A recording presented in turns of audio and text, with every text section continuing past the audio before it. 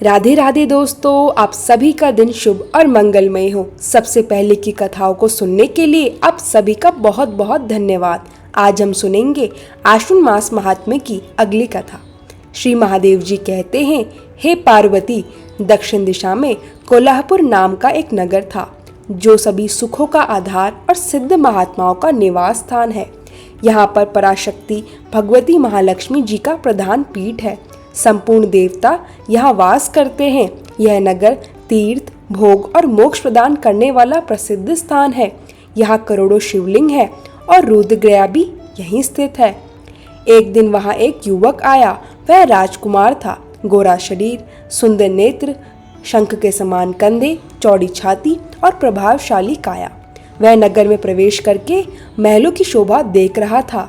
राजकुमार मणिकर्ण तीर्थ आया, स्नान किया, पितरों का तर्पण किया और फिर भक्ति पूर्वक भगवती महालक्ष्मी की स्तुति आरंभ की।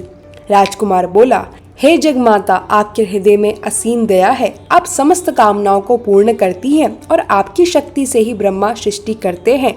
भगवान अच्युत जगत का पालन करते हैं और भगवान रुद्र संहार करते हैं। हे कमला, मैं आपका भजन करता हूँ।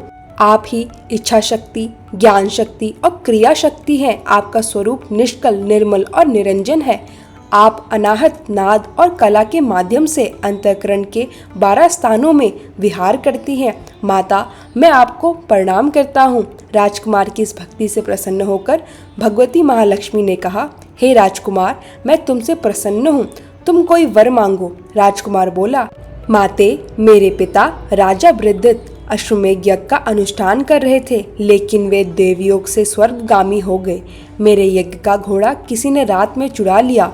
मैं उसे खोज रहा हूँ। कृपया मेरी सहायता करें जिससे यज्ञ पूरा हो सके और मैं अपने पिता का ऋण चुका सकूं। भगवती महालक्ष्मी ने कहा, राजकुमार, मेरे मंदिर में एक ब्राह्मण रहते हैं जिनका नाम सिद्ध समाधि है। वे मेरी आज्ञा से तुम्हारा सब काम पूरा करेंगे। राजकुमार वहां गया, ब्राह्मण के चरणों में प्रणाम किया और चुपचाप खड़ा हो गया। ब्राह्मण ने कहा, तुम्हें माता जी ने भेजा है। देखो, मैं तुम्हारा सारे कार्य सिद्ध करता हूँ। ब्राह्मण ने देवताओं को वहां खींचा। राजकुमार ने देखा सभी देवता हाथ जोड़कर कांप रहे थे। ब्राह्मण ने कहा, देवगणों, इस राजकुमार का अश्व जो यज्ञ के लिए निश्चित था, रात में इंद्र ने चुरा लिया। उसे शीघ्र लाओ। देवताओं ने ब्राह्मण के कहने पर यज्ञ का घोड़ा लाकर दिया। राजकुमार ने घोड़े को पाकर ब्राह्मण के चरणों में प्रणाम किया। फिर उसने कहा, हे महर्षि, मेरे पिता का शरीर तपाकर मैंने रखा है।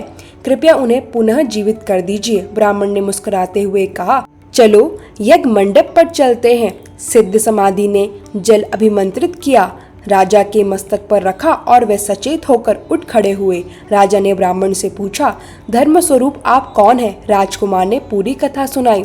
ब्राह्मण ने मधुवाणी में कहा, राजन, मैं प्रतिदिन आलस्य रहित होकर गीता के 12वें अध्याय का जप करता हूँ। इसी से मुझे यह शक्ति मिली। राजा और अन्य लोगों ने भी गीता का अध्ययन किया और परम मोक्ष प्राप्त किया। श्री महादेव जी कहते हैं, हे पार्वती, अब सुनो 13वें अध्याय की कथा। तुंगभद्रा नदी के किनारे हरिहरपुर नगर बसा हुआ है। यहाँ भगवान हरिहर विराजमान है। उनके दर्शन मात्र से कल्याण की प्राप्ति होती है। हरिहरपुर में एक ब्राह्मण था, नाम हरि दीक्षित। वह वेदों में पारंगत और तपस्वी थे। उनकी पत्नी दुराचार थी। उसने अपने पति को अपमानित किया और व्यभिचार में लिप्त रही। एक दिन वह निर्जन वन में किसी प्रियतम की खोज में गई। वहां बाघ आया और उसने उसे मार डाला। बाघ ने कहा, तुम पापनी हो, इसलिए तुम्हारा यही परिणाम है। यमराज के दूत उसे नरक में ले गए। करोड़ों कल्पों तक उसने भयानक यातना भोगी। इस प्रकार घोर नरक यातना भोगकर वह महापापनी चांडाल योनि में उत्पन्न हुई। फिर वह भगवान शिव के अंतःपुर में गई और वसुदेव नामक ब्राह्मण से गीता के 13वें अध्याय का पाठ सुनकर मुक्त हो गई और स्वर्गलोक को चले गई। श्री महादेव जी कहते हैं, हे पार्वती, अब सुनो 14वें अध्याय का महात्म्य। सिंगल द्वीप में विक्रम बेताल नामक राजा थे। वह सिंह के समान पराक्रमी थे। एक दिन शिकार खेलने वन गए। राजा की कुतिया खरगोश का पीछा करती हुई चली गई। खरगोश खंदक में गिर गया, कुतिया भी उसके पीछे। वन के पास वत्स नामक मुनि रहते थे। उनके शिष्य ने अपना पैर धोया था, जिससे मिट्टी गीली हो गई। खरगोश के स्पर्श मात्र से वह स्वर्गलोक को चला गया। कुतिया भी दिव्यांगना का रूप धारण कर स्वर्गलोक गई। मुनि के शिष्य ने कहा, हे राजन, इस वन में वत्स ब्राह्मण रहते हैं जो गीता के 14वें अध्याय का जप करते हैं। यही कारण है कि वह खरगोश और कुतिया स्वर्गलोक गए।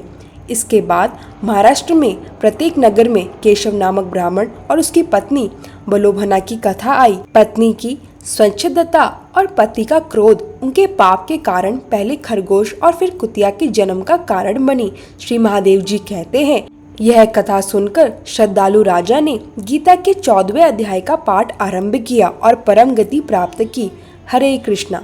आज का अध्याय यही समाप्त होता है। आशा है आपको यह कथा अच्छी लगी होगी।